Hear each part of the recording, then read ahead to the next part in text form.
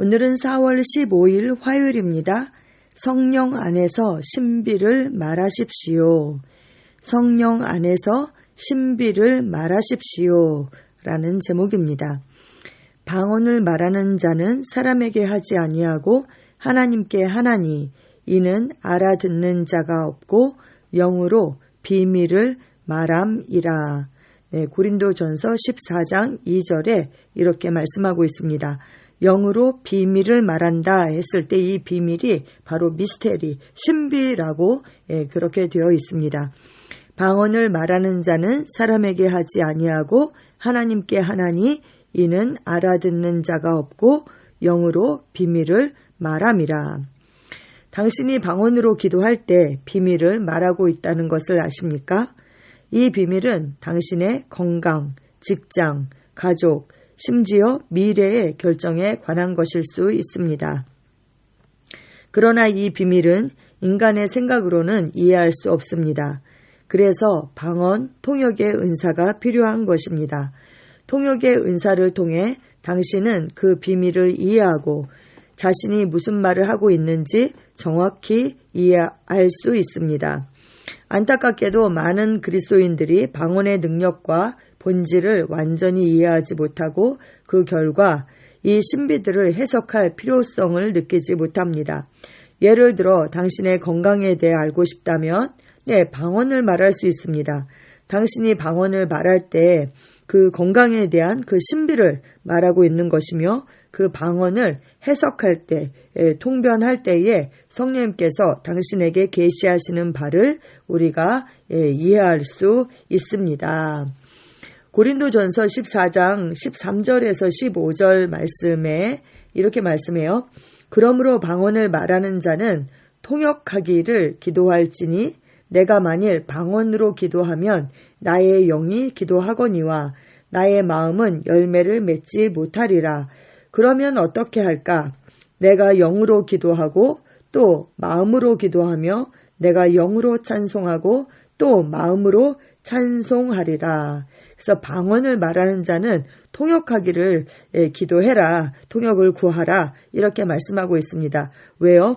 우리가 방언으로 말하고 그것을 통역할 때에 그 신비를 알게 되는 것이죠. 그냥 방언만 하면 우리가 무엇을 말하고 있는지 그 마음이 열매를 맺을 수가 없잖아요. 마음으로 알 수가 없습니다. 그래서 영으로도 기도하고 마음으로도 기도하고 영으로 찬송하고 마음으로 찬송하고 그리고 영으로 기도하고 또 찬송하는 것을 우리가 통역 은사가 있어서 그것을 해석할 수 있다면 더 유익하겠죠.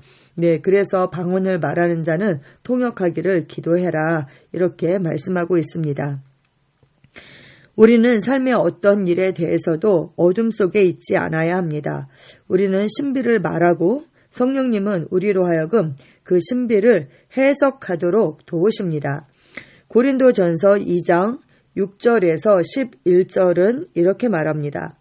그러나 우리가 온전한 자들 중에서 지혜를 말하노니 이는 이 세상의 지혜가 아니요 또 이 세상에 없어질 통치자들의 지혜도 아니요 오직 은밀한 가운데 있는 하나님의 지혜를 말하는 것으로서 곧 감추어졌던 것인데 하나님이 우리의 영광을 위하여 만세전에 미리 정하신 것이라. 그 중간에 있는 8절, 9절, 10절까지도 읽어드리면 이 지혜는 이 세대의 통치자들이 한 사람도 알지 못하였나니 만일 알았더라면 영광의 주를 십자가에 못 박지 아니하였으리라. 기록된 바 하나님이 자기를 사랑하시는 자들을 위하여 예비하신 모든 것은 눈으로 보지 못하고 귀로 듣지 못하고 사람의 마음으로 생각하지도 못하였다 함과 같으니라. 오직 하나님이 성령으로 이것을 우리에게 보이셨으니 성령은 모든 것, 곧 하나님의 깊은 것까지도 통달하시느니라. 11절에 사람의 일을 사람 속에 있는 영 외에 누가 알리요? 이와 같이 하나님의 일도 하나님의 영 외에는 아무도 알지 못하느니라. 아멘. 성령님께서 그 하나님의 깊은 것까지도 통달하셔서 이것을 우리에게 보이신다, 알게 하신다. 이렇게 말씀합니다. 이것이 이렇게 중요한 이유는 무엇입니까? 왜냐하면 방언을 통역하면 바로 그것이 예언과 같기 때문입니다. 왜냐하면 신비한 것들을 우리가 알게 되는 거잖아요. 미래에 대해서 그 미리 정하신 것을 우리가 알게 되는 것입니다. 따라서 우리는 예언적 계시를 통해 신비 가운데 하나님의 지혜를 가져오거나 통역할 수 있는 방언으로 우리에게 오게 됩니다. 당신의 학교 또는 곧 있을 여행, 자녀에 관한 것입니까? 당신의 재정, 직장, 사업에 관한 것입니까? 아니면 새로운 집으로 이사할 계획을 세우고 하나님의 뜻을 알고 싶습니까? 그러면 어떻게 해야 합니까? 방언으로 기도하면 당신은 그 신비, 당신이 알고 싶은 그 신비를 말하게 될 것입니다. 당신은 방언으로 기도함으로써 삶의 다양한 분야에 대한 하나님의 뜻을 알 수 있습니다. 아멘. 네.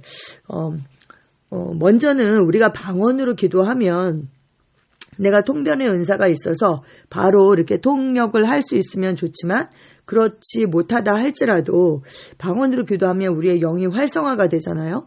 그러면 꿈, 환상 이런 것들이 사실 열리게 되거든요. 왜냐하면 우리의 영이 활성화되기 때문에. 그래서 하나님께서 우리에게 말씀하시기 좋은 그런 상태가 되는 것이죠. 그래서 내가 방언으로 할 때 그게 무슨 뜻인지는 모르지만 꿈이나 아니면 환상 이런 것으로 우리에게 계시할 수도 있고 또 우리가 성경책을 볼 때 아니면 어떤 메시지를 들을 때 하나님께서 우리를 깨닫게 하시고 알게 하실 수도 있고 그리고 또 우리가 그 하나님의 뜻과 조정이 되거든요. 우리 자체가. 그래서 그 하나님의 뜻을 따라서 우리가 그 현장에서 선택할 수 있게 되는 것이죠. 그래서 실제 삶 가운데 그런 하나님의 그 신비가 하나님의 그 지혜가 나타나게 되는 것입니다. 그래서 나타나게 된다면 우리가 그거 뜻을 알 수가 있게 되는 것이죠. 그래서 여러 가지 방법으로 우리가 방언 기도를 할 때에 하나님께서 그 신비를 드러내시고 우리를 알게 하십니다. 그리고 그 하나님의 뜻에 조정되도록 하셔서 그 뜻을 따라서 우리가 살 수 있도록 그렇게 하십니다. 여러분 그런데요. 우리가 이 말씀의 실제를 하면서 방언의 유익에 대해서 계속 배우고 있잖아요. 우리가 아무리 방언의 유익에 대해서 알아도 안 하면 소용이 없는 것입니다. 안 하면 소용이 없어요. 기도의 중요성에 대해서, 기도의 능력에 대해서 우리가 다 알지만 기도학 박사가 될 수도 있죠. 하지만 실제 기도하지 않으면 그것이 내게 실제가 될 수 없는 것입니다. 그래서 우리가 방언의 유익에 대해서 계속 배우고 있는데 우리가 기도의 자리에 있어야 하고 또 방언 기도를 열렬히 합니다. 그렇게 할 때에 정말 우리를 향한 그 하나님의 뜻이 그 지혜가 우리 삶 가운데 나타나게 될 것입니다. 아멘. 그래서 우리는 정말 어둠 가운데 걷지 않습니다. 하나님의 그 뜻을 따라서 걷고 우리를 향한 그 하나님의 뜻, 이미 생명책에 기록된 그 뜻이 다운로드 되어서 이 땅 가운데 나타나는 삶, 그 삶을 우리는 삽니다. 사도 바울이 고린도 교회에게 너희 모두보다 내가 더 방언을 말함으로 감사하다 이렇게 얘기했던 것처럼 우리도 사도 바울처럼 정말 그렇게 방언을 우리가 받은 그 선물을 잘 사용하는 그런 자들이 되어야 하겠습니다. 로마서 8장 26절 27절에 이와 같이 성령도 우리의 연약함을 도우시나니 우리는 마땅히 기도할 바를 알지 못하나 오직 성령이 말할 수 없는 탄식으로 우리를 위하여 친히 간구하시느니라. 마음을 살피시는 이가 성령의 생각을 아시나니 이는 성령이 하나님의 뜻대로 성도를 위하여 간구하심이니라. 아멘. 우리는 방언으로 기도할 때 그 하나님의 뜻대로 우리를 위하여 그 최고의 기도, 완전한 기도 그것을 한다는 것을 믿고 합니다. 기도 함께 하시겠습니다. 사랑하는 아버지, 내 삶을 향한 하나님의 신성한 뜻을 이해할 수 있도록 성령님과 함께 방언을 말하고 신비를 말하는 축복에 감사드립니다. 나는 모든 상황과 환경에 대한 초자연적인 지혜를 받습니다.